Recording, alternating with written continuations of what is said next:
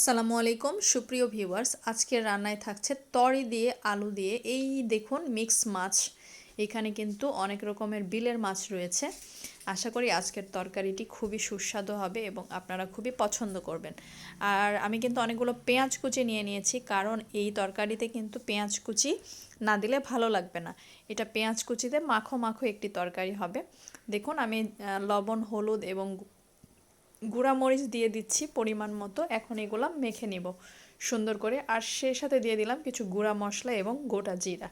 এখন হালকা একটু তেল দিয়ে এগুলো মেখে নিব, তারপরে কিন্তু মাছ দিয়ে আরও সুন্দর করে মাখাবো। আগে তরকারিগুলো মাখছি, এরপরে যে মাছগুলো আমি কেটে ধুয়ে রেখেছি এই মাছগুলো এখানে দিয়ে দিলাম। এগুলো কিন্তু বিলের মাছ এবং মানে এক কথায় মেশালো মাছ। এই মাছগুলো অনেকেই খেতে পছন্দ করেন। কাঁচা মাছ হয়তো অনেকে পছন্দ করেন না, আবার কাঁচা মাছও অনেকেই পছন্দ করেন। তো এই তরকারিগুলো নর্মালি আমাদের গ্রামে কিন্তু এভাবেই মেখেই রান্না করা হয়, কাঁচা মাছই রান্না করা হয়, ভাজা হয় না। সব শেষে আমি পরিমাণ মতো তেল দিয়ে চুলায় বসিয়ে দিলাম তরকারিটি। এখন শুধুমাত্র মানে জাল দিলেই কিন্তু রান্নাটি কমপ্লিট হয়ে যাবে। তো দেখুন রান্না চলছে। আজকের রান্নার প্রসেসিংটি আপনাদের কেমন লেগেছে আশা করি জানাবেন, এবং এতক্ষণ যারা সঙ্গে ছিলেন অসংখ্য ধন্যবাদ।